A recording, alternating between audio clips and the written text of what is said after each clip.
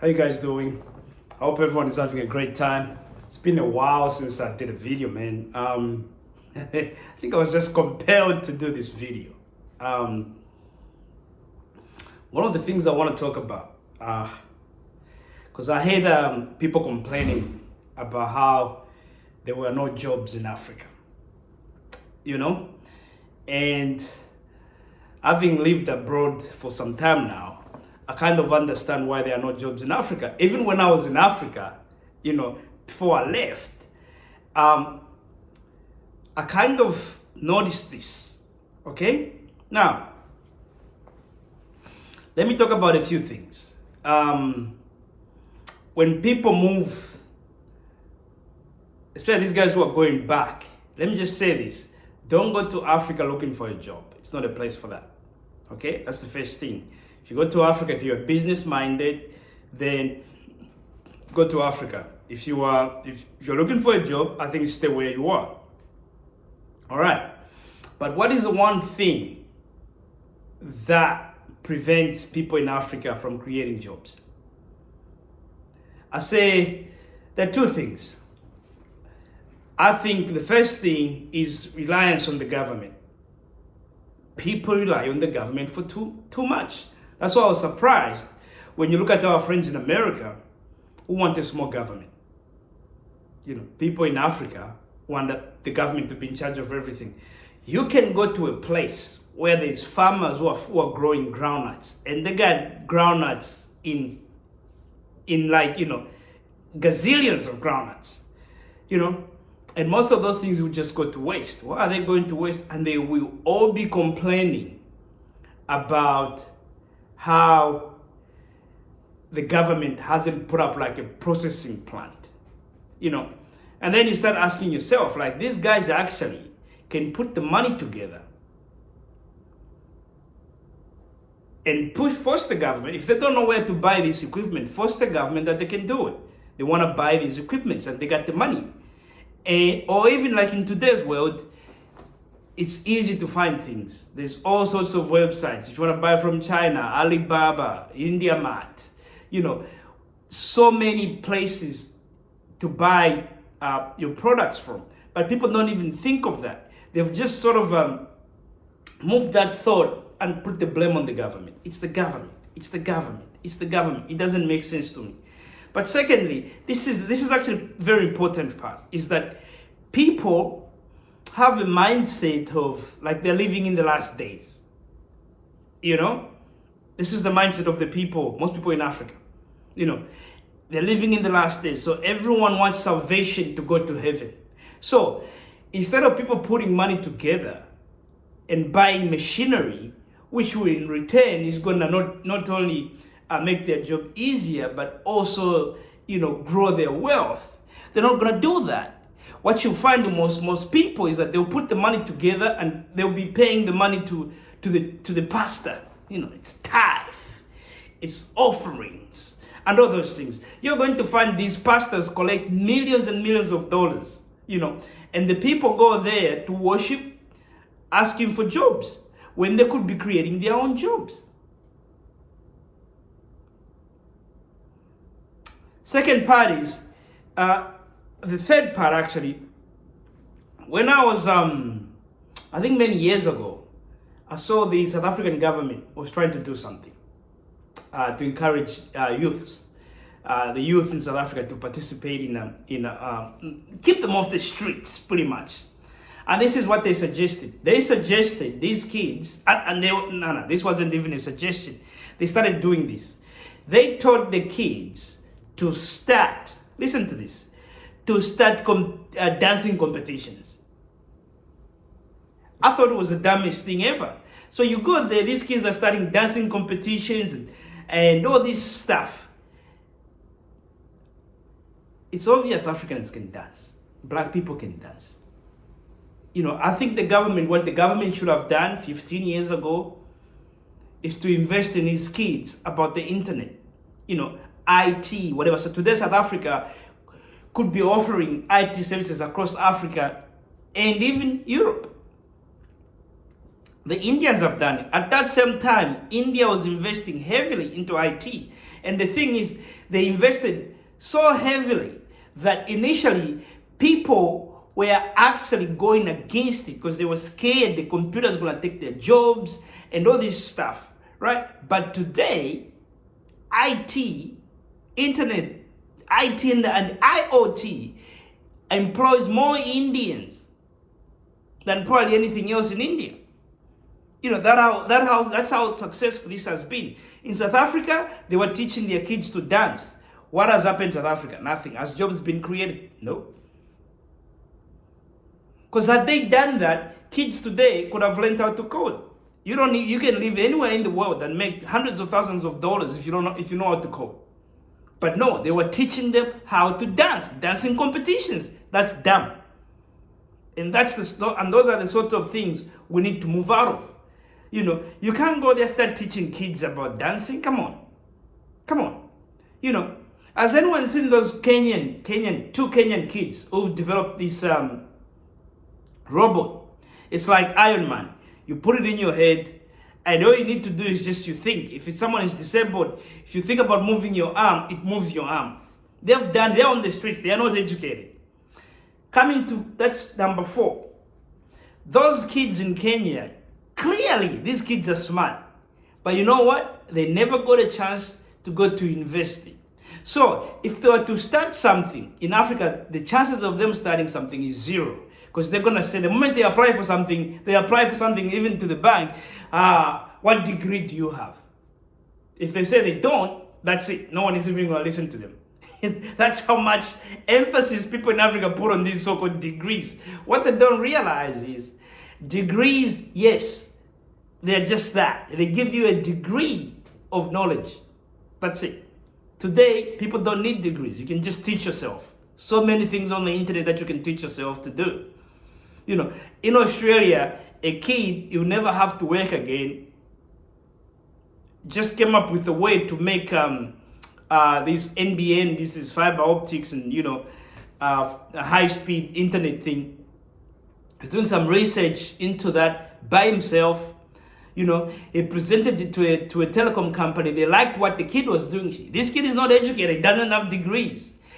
They invested in him to continue his research.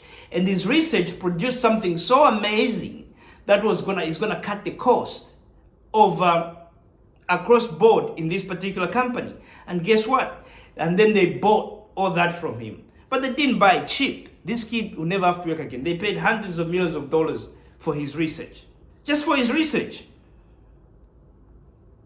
In Africa, they won't do it. What degree do you have? If you say, no, I don't have a degree. Oh, that's it. They're not going to listen to you. We need to find ways to change our mindset. That's how you create jobs. The government is not there to create jobs. You create jobs, the government is just there to collect taxes from you. The government is not there to create jobs, Africans. We have to start thinking. There's so many things you can come up with, where you can fix things. Look at M-Pesa, look at, Momo, whatever it's called, Momo. Kids created that. And there's more that they can. It's not because they can't do it, it's just because they're not being given the proper education, and also there's no funding. There's kids with ideas, but there's no funding. The government can only create so many jobs. And then here is a clincher. This is what happens, because if you go to a bank in Africa to get a loan, it's like 30%. It's like 30% interest. How crazy is that? Where are you gonna get the money from? 30% interest, right? But this is what happens in a lot of countries. Chinese have gone there and they've opened up the Bank of China, just a little office, and it's giving money to these Chinese at a very low interest. And they go to China, they know where to buy stuff in China for cheap. And they'll bring them into Africa, machinery and all this stuff. Let's say roofing sheets. Chinese knows where to buy. Brings the roofing sheets, and because he's a foreigner, this happens in a lot of African countries. If you're a foreigner, you get more help. They'll even give you 5-year interest free. Stuff like that. You get help everywhere in everything you do. But the local people are not given the same kind of help. So they are struggling. So then what happens is the Chinese guy end up doing well in his business, whereas the local guy fails. And the outcome of that is that, oh, Africans can't do business. And in the end, what the Africans are doing is pretty much give their economy to foreigners. And then these foreigners, when they make money, they change it into the dollar because they don't want to keep it in that local currency. And what happens to the local currency? It drops. So the Africans is people in the government, people not in the government. We don't know how to negotiate. For some reason, we are always going there with low energy. It's like begging. Hey, please, come to our country and create employment. The thing is, those people are not coming to your country to create employment. If anything, for the past few years, I've been investing, and it's changed my life. And there's one thing I've noticed in this. Good investors aren't investing in Africa. So then who's investing in Africa? And then I realized it's all the dodgy guys.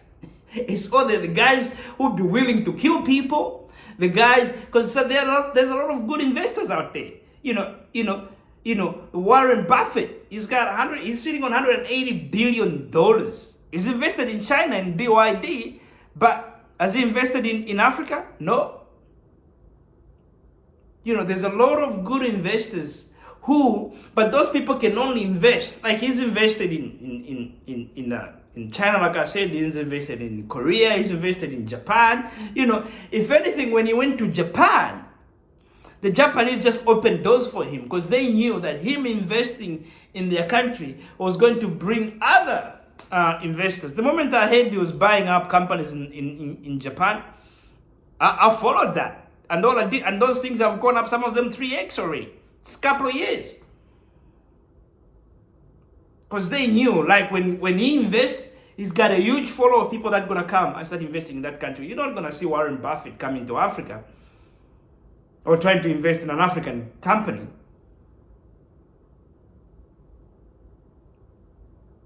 So we are getting investors who are pretty much savages, people who are crooks. Those are the investors we are getting.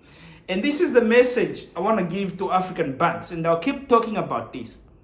We need to have, every African country need to have within the bank of whatever that country is. Let's say if it's Zambia, Bank of Zambia, there need to be a section there of money managers. Every African country needs to have a fund. The Kenya could have a shilling fund. Whatever, South Africa, rand fund. We need to have, right now, one of the biggest owners of Bitcoin is the US government, believe it or not. So if African countries knew what's happening, they could have invested in Bitcoin. They should even be investing some of their money. I'm not saying put all the money in Bitcoin, just invest some of it. And then there's global companies. An African country that had $100 million on the sidelines, if they had invested in 2022, in October, if they had invested that $100 million in Facebook, today they'll have over $400 million. Now, why am I saying this? I want everyone to hear this story. Here's a South African company called Naspers, a newspaper company. They get a guy, I think he's a Dutch guy, to work for them as a CEO. This company wasn't even that big. When the guy takes the job, he gives them one condition. He'll take the job if they only pay him 1% of whatever profits it brings to the company. The company was going under, so they laughed at him because they were struggling. So they said, oh, cool, no worries, 1%. When he takes over the realm of this company, he doesn't run it like a company. He runs it like an investment company. So yes, they are busy supplying newspapers and making a little bit of money, But when they make enough money, he's looking for companies around the world where he could invest that money. And he found one company called Tencent from China. 2006, he takes $32 million and puts all of it in this company. 2020, That's 14 years later. That $32 million is worth $250 billion. The South African government could have done the same thing. Jacob Zuma, I think at that time, was stealing $32 million every year. But they never invested. But you see why? You see why that's important? Because I know some of you are going to say, oh, but it's because countries can't do that. They have to do it. Botswana has done it. Botswana today is the only country that has a fund in Africa, and they have $20 billion in that fund. That's why when you go to Botswana, the police have cars, the roads are nice, because of that money. When they discovered the diamonds, they didn't go and start splashing, make it rain from the money they were getting from the diamonds. No. What they did was, you know what? We're going to put up with the gravel roads. We're just going to buy a grader, gravel the roads for now, for the next 5 years. But every money we get, we're going to be investing it. And that fund, I think, is now like $15 or $20 billion. And this is a country with 2 million people. You know, most African countries had the same amount of money. And most African countries, in terms of, they have millions of dollars that they can invest. You know, most African countries have a relationship with China. But they were not thinking about that. They were not thinking about how China was going to become the next big thing. And it's not too late. Most African countries have a relationship with India. India is the next China, whether you like it or not. You know, you look at SoftBank. They've put like $100 billion in startups in India. Those are the next Google, the next Amazon, the next Facebook, the next Tencent, the next Alibaba. They'll come from India. And the African company is going to miss out. So let's say it was an African government that invested $32 million in Tencent, and now they have $250 billion. You know how that can change that country? You know, they can improve the education system. All they need to do is start withdrawing, maybe just even dividends. You know, what's 2% of $250 billion? It's a lot of money. You know, 10% I think would be something like 25 billion. You know, 2% would be 2.5 billion. If the company is paying 2% dividends, you're getting $2.5 billion. That's more than most African budgets. Just from that. That's the money you can now take to fix roads. You're not even selling your stock. It's just dividends. You know, fix roads. If you want more money, if you want to sell the stock, let's just say you want to put up an hydro station, electric hydro station, $5 billion. Just take from there $5 billion. You put that up. It can change the countries across the continent if countries start thinking like that. Definitely change the countries. And every child, you know, you want roads, you got the money. You know, education system starts getting better. Interest rate for entrepreneurs gets to zero. Tell the people in your countries, you can make a mistake and it's okay. You don't have to suffer for it. And that country will shoot straight to the moon. The reason why there are no jobs in Africa, it's because people have created this negative energy around them. And I don't mean like as in demons and all that stuff. Now, they did this experiment in India. When they gave farmers upfront money for the whole year, let's say the whole year they make $15,000. When they gave them $15,000, they measured their IQ before and after they got $15,000. The IQ actually goes up when they had the money. They started thinking about what they can do with the money. You know, some of them actually did so well, they never even went back to farming. And there are some who they wasted the money and they went back to farming. But you can tell, the moment the money was finished, you do their IQ drops. Money is not evil. Money is a big, big tool that you need to have in this world. Stop believing that crap and tell you money is evil, money is this. Now, the reality is, Africans, the world is a jungle. And I'm going to tell you one of the biggest mistakes we've made.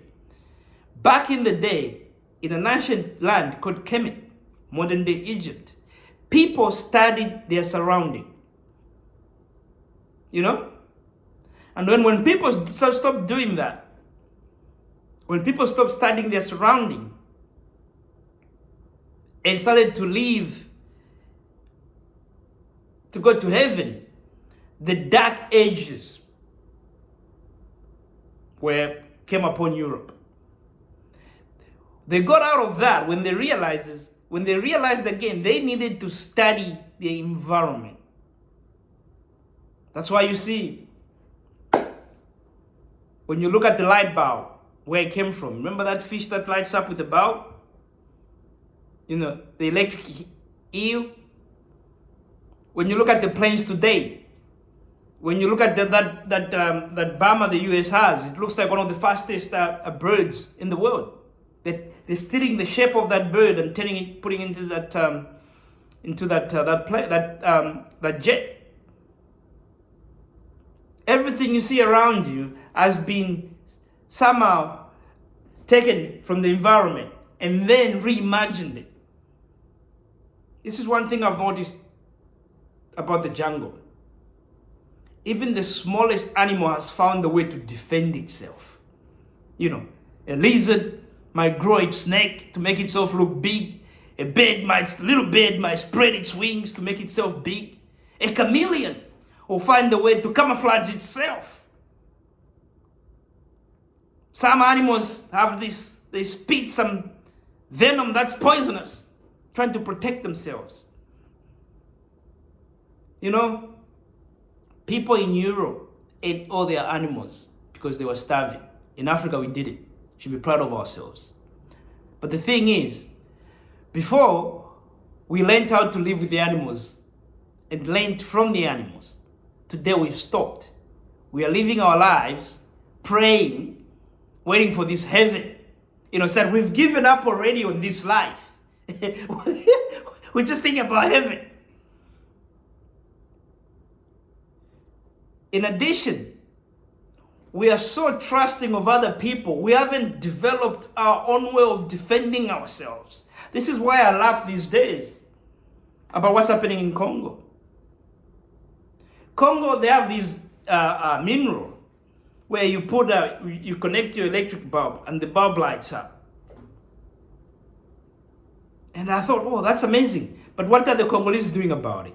Nothing.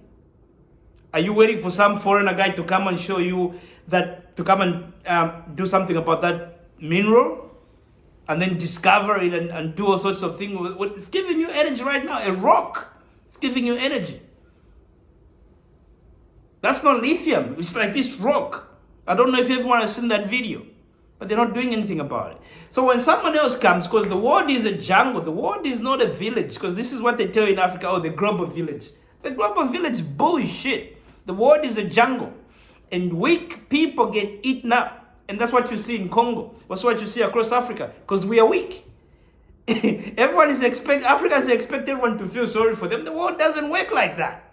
Oh, feel sorry for them. Oh, they're the one who are causing all these problems. Because you're idiots. Why are you allowing them to cause problems in your own country?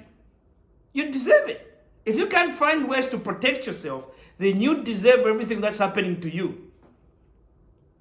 At some point, you have to choose. Are you going to die on your feet? Are you going to die on your knees? Because one day or another, we're all going to die. You know, people want to protect themselves from dying so much. Sometimes, you got to die for something. And that's why there are no jobs in Africa. People are not allowed to be creative. They live in a very low energy environment where it's all about begging and begging and begging, and they expect everyone to be nice. This is why when Africans even go to Europe, they start to think they're Europeans. And then when they remind them, oh, you're being racist, get out of here. You are not. Some Africans even think they're English. Come on, get out. I was born here, so. Jeez. Anyway, Africans, I hope you learned something from what I've said. If you've read something, the only thing I'm going to tell you is use the internet to teach yourself a lot of things. You can learn how to code. You can learn how to be a videographer, photographer. Anything you can do to help you generate some income, please do it. And then you can use that income to start up businesses. And then you can start employing people. Okay? We are living in the age of AI. AI is going to wipe out Africans. Trust me. Because I don't see Africans out there doing anything in AI. I haven't seen one. See a lot of Indians. And that's what if an Indian person is coding, he's gonna put that AI some Indian stuff. If a white person is coding, he's gonna put the European stuff in that AI. There's no African there. And then Africans are gonna say, oh, this AI is racist. Make your own. Guys, make your own. All right. Thanks for watching. Please subscribe. Goodbye.